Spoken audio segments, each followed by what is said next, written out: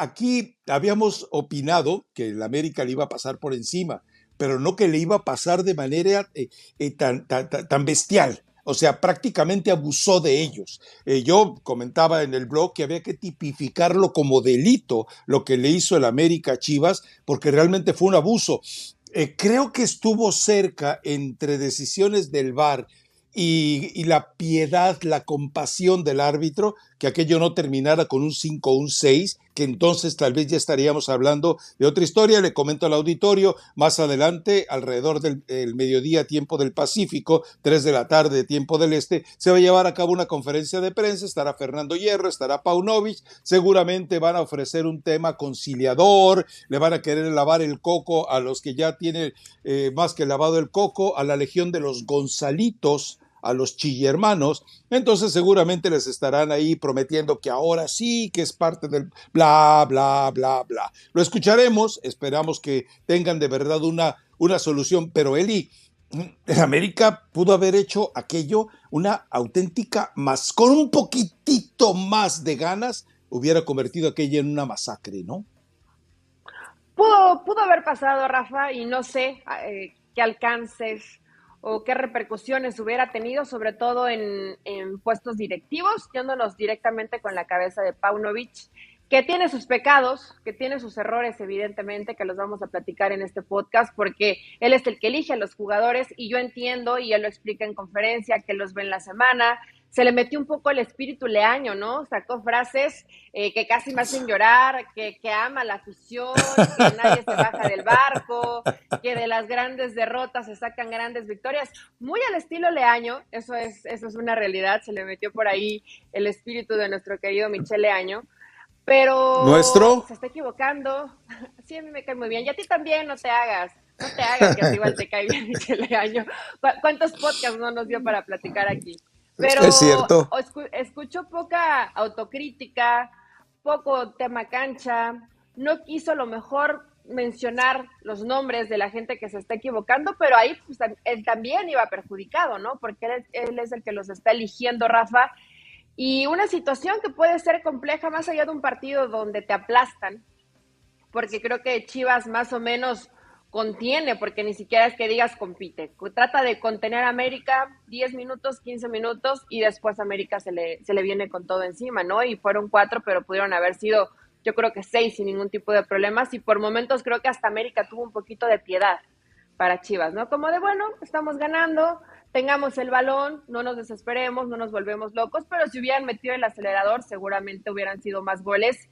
Y Guadalajara, ponías en la guía de los temas de hoy, o no recuerdo si era Guadalajara o América, pero creo que sí está muy cercana de su triste realidad, de un nivel bajo de jugadores, de falta de calidad también, de talento, y lo más preocupante que es donde no sé si haya marcha para atrás.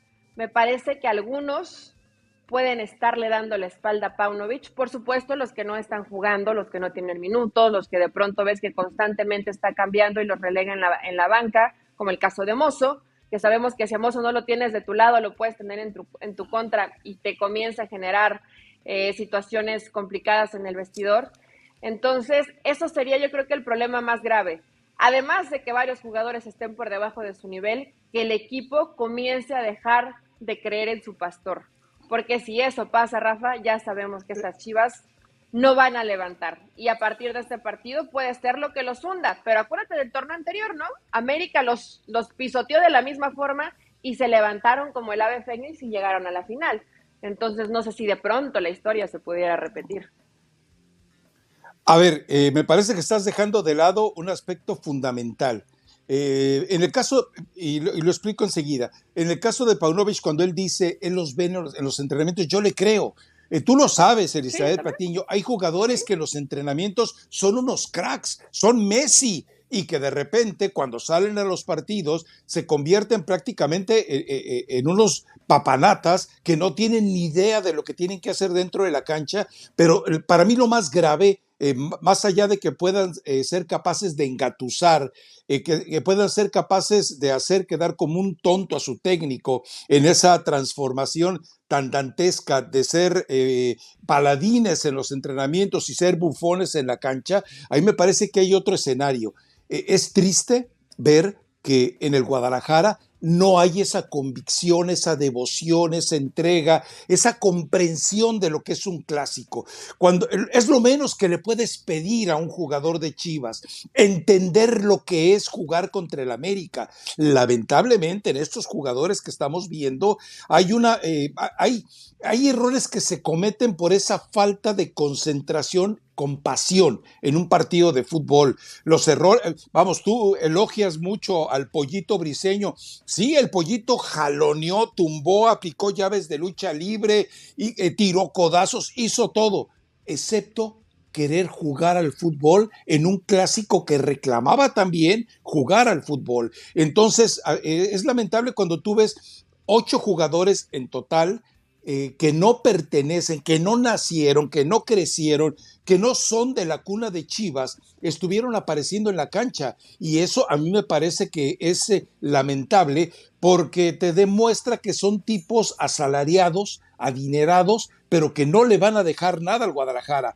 El Chicote Calderón sigue viviendo de aquellos golazos que le metió a Ochoa, no lo hemos vuelto a ver. El Bocho Guzmán sigue desaparecido. El Guti no te concreta ni te define absolutamente nada.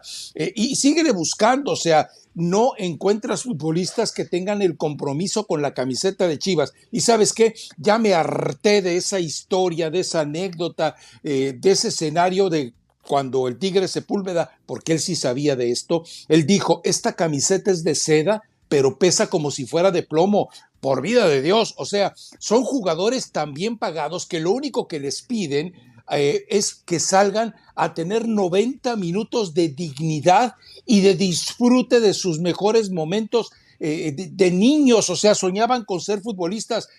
Caramba, respétense a sí mismos, pero la verdad es que ves tanta bulia, tanto miedo, porque yo vi miedo en el jugador del Guadalajara, miedo no al adversario, miedo a perder, miedo a no poder ganar, miedo a no ser dignos de lo que estaban queriendo buscar en la cancha.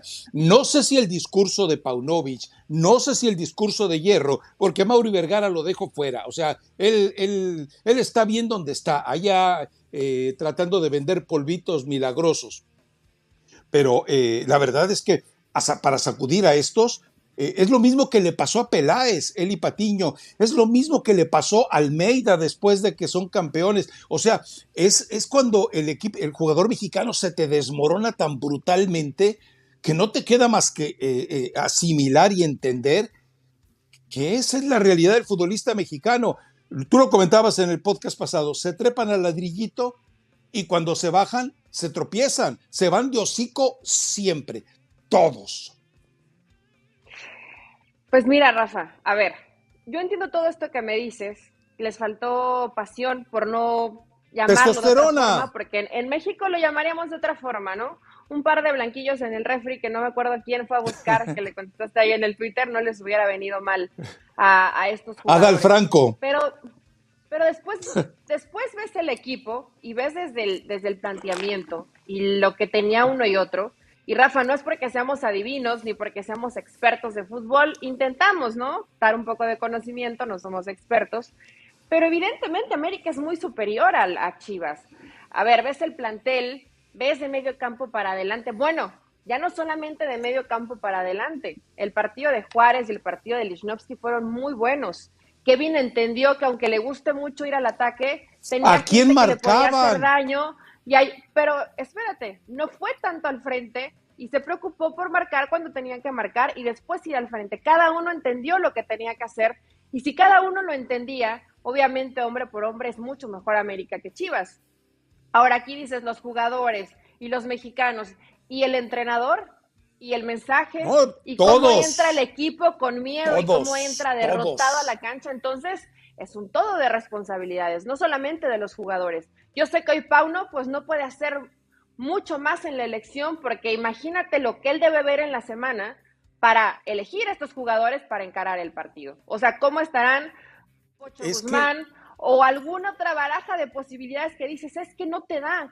Pero si no te está dando con estos, que son los jugadores que cobran caro, que tienen trayectoria dentro del fútbol mexicano, que no son ningunos novatos, pues yo honestamente prefiero ver en Chivas que pierdas así contra América, pero con gente que realmente le duela o le pese, a ver este tipo de jugadores que no te transmiten absolutamente nada. Bueno, inclusive aquí que he dicho que mi pollo briseño de toda la vida era un observador más en la cancha, Rafa, un observador, o sea, volteaba a ver, Patético. pero estaban completamente pasmados, no entendían lo que estaban pasando en la cancha y nadie, ni desde el entrenador hasta el último jugador que ingresó a la cancha, entendió lo que era jugar el clásico del fútbol mexicano. Entonces, sí, sí debe ser preocupante. Y hay veces donde te das cuenta que dices, bueno, fue un mal partido, o es mejor el rival, no pasa nada y a lo que sigue. Yo hoy veo en Chivas situaciones que no sé si va a alcanzar para que Pauno dé la vuelta y este equipo pueda llegar a mejorar. En términos generales, todas las líneas están mal. ¿Cómo mejoras, no? ¿Cómo mejoras A ver, cuando ningún jugador está pasando por un buen nivel? Porque ¿a quién rescatas del clásico ante América?